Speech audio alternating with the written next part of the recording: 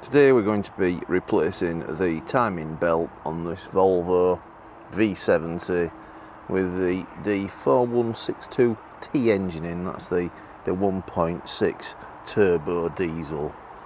So the first thing I want to do is move these fuel pipes ideally out of the way. I don't really want to disconnect them, but if they're tucked out of the way, that'll be fine by me. Well, I've managed to secure them with a zip tie to that little bracket where the engine cover mounts, so that's them out of the way. So I've got to remove this cover. That's an 8mm bolt.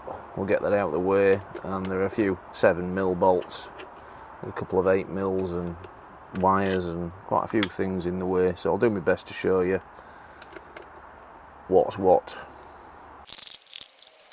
So now I've got the upper cover loose, and we get this first glimpse of probably a quite worn timing belt, and there's just a little tag there to pull off, a little tang what goes in there, and then the wiring is freer, so we should hopefully be able to work around that.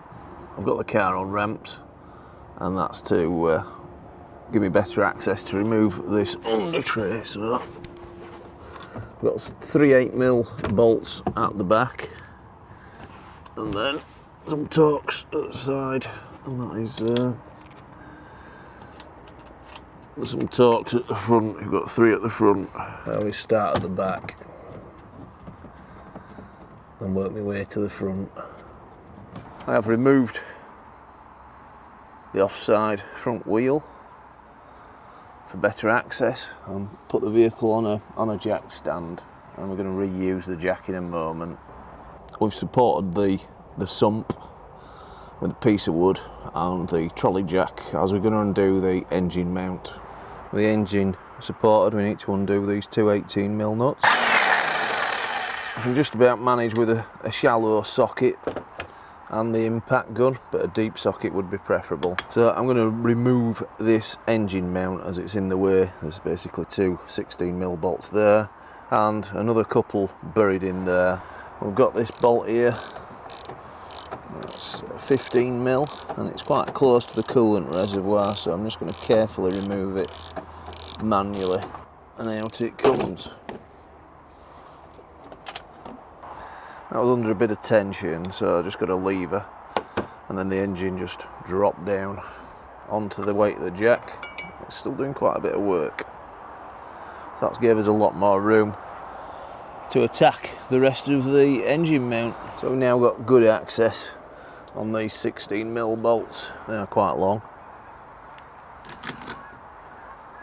So now we should be able to wiggle this off. And out it comes.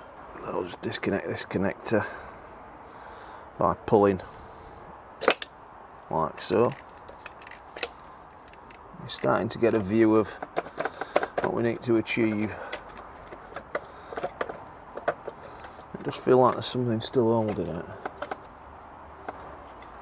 There's a little 7mm bolt there hiding from us. That's the upper cover removed. It's now time to remove the auxiliary belt. So what I've done is I've got an adjustable spanner, and we're just going to take the tensioner off and remove the belt. We've got another couple 7mm bolts, one there, and there's one just there. We now need to access the crank pulley, so we've got these two 10mm nuts to undo, and we've got 1, 2, 3, 4, 5 Torx to remove with a T25 bit. So we've got the wheel liner free, and we're just going to hopefully move it out the way. That should do it. That gives us good access to the crank pulley. I'm just going to turn the crank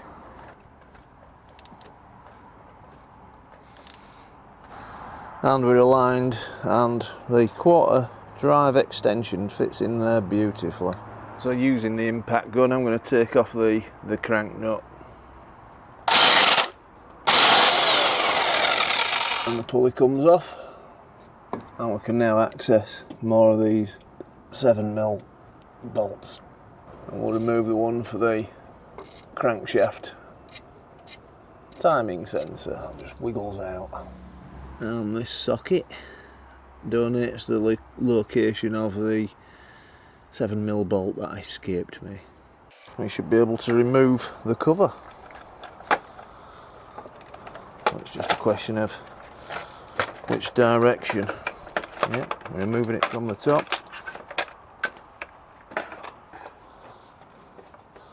It's actually zip tight to the crankshaft sensor. It looks like we're a little bit off on the crank timing there. We'll just double check the camshaft. Well, we've got the cam pegged out with a 7mm drill bit. The fuel pump, that's also on a 5. And right down to the crank, that has also got a 5mm drill bit in it. So we're all pegged out with the drill bit. And now I can go ahead and undo the tensioner. It should slacken the belt off. I'm just going to work around the drill bits. You could remove them and reinstate them. I'm just going to carefully work around them though. And we can detension the cam using the Allen key, or tension it even. You see the belt moving either way. So we'll make it loose for removal. So I've removed a belt which was in excellent condition. There are no cracks in it, but at least I'll have the peace of mind of knowing it's been done. So I'll remove the tensioner.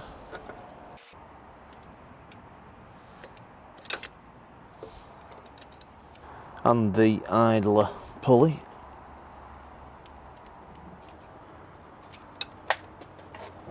Well, I'm going to remove these 8mm bolts for the water pump, as that is going to be replaced. As you start loosening the bolts, the coolant's going to start oozing out, so get your catch can at the ready. That's the old water pump removed, complete with gasket.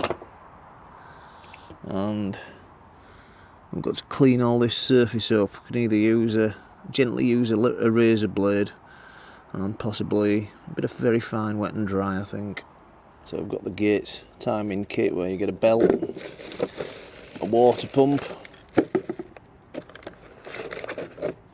a tensioner, an idler pulley, and a new crank bolt. So we'll get the water pump out.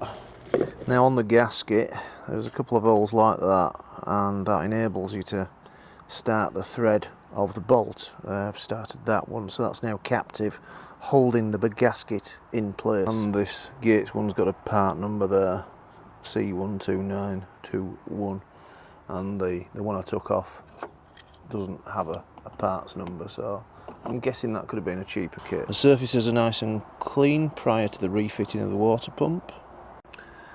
Well, we've now got the water pump on, and I've just ran up all the bolts by hand, so we'll get the torque wrench out and torque them. Well, I've dialed the torque in of 10 Newton meters, and what we're going to do, we're going to go around in a pattern. So there, just opposites. There, and keep going round till everything's at 10 Newton meters. Well, I've been all the way around a couple of times, and I'm quite happy that they're all torqued up to the correct spec. So we've got the tensioner pulley. This one says Gates. This one doesn't say anything what I've removed. So this one's got a torque of 45 Newton meters.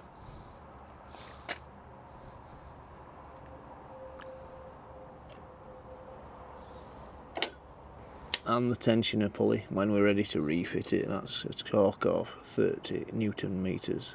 Well, we're going to put the new belt on.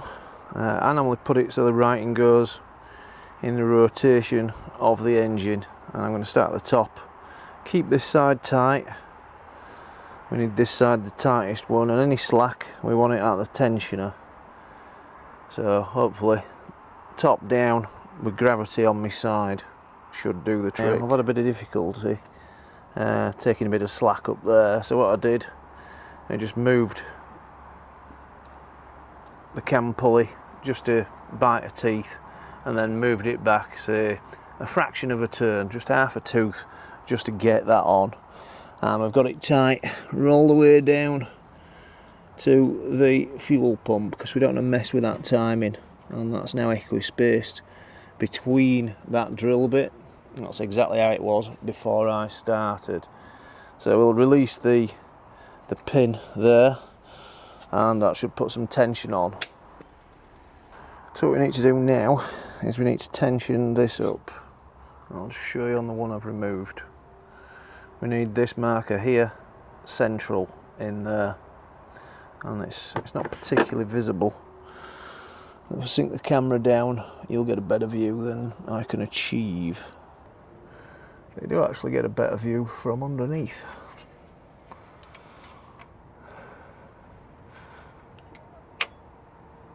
You see the indicators coming up now,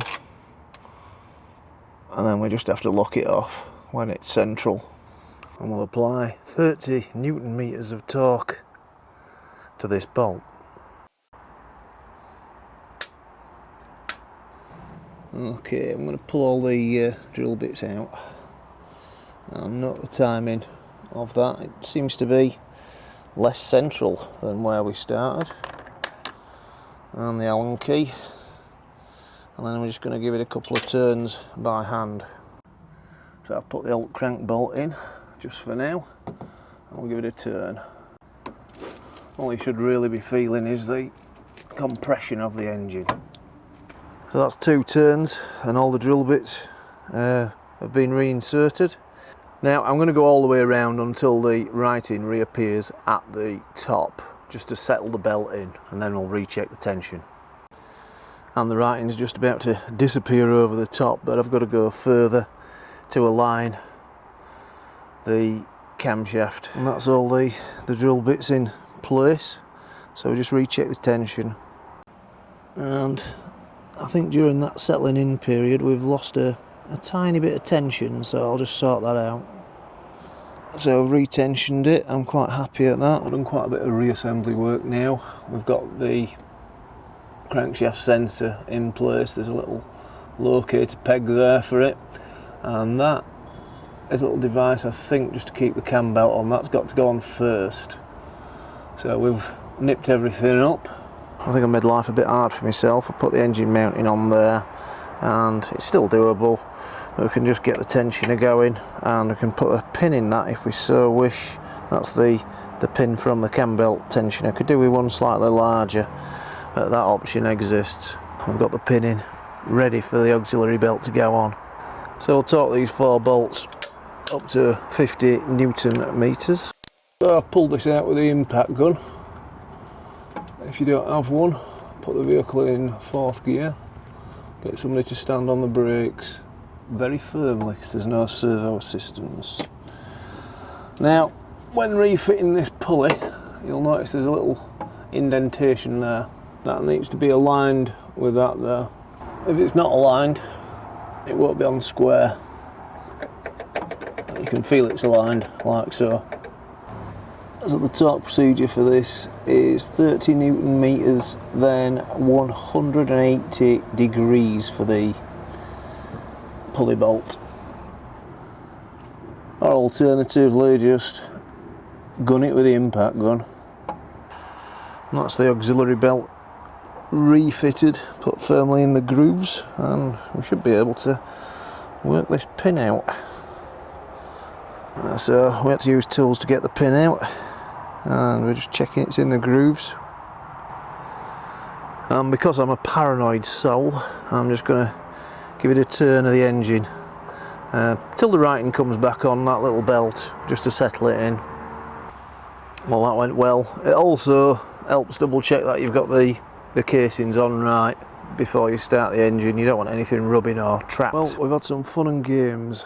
I'll go into it towards the end of the video, and we're not far off, to tell you the truth. So we've filled the reservoir with antifreeze, and I can't see a way of priming this one. Others do have a primer there, but we've just got a little pipe that leads all the way back to the reservoir. So I'm just going to run it up, scrunch this pipe a little, keeping my hand well away from any fans or anything moving, and see if we can get some heat in the cabin. So we started her up, and I really want to get these blowers warm. Let's warm the house up.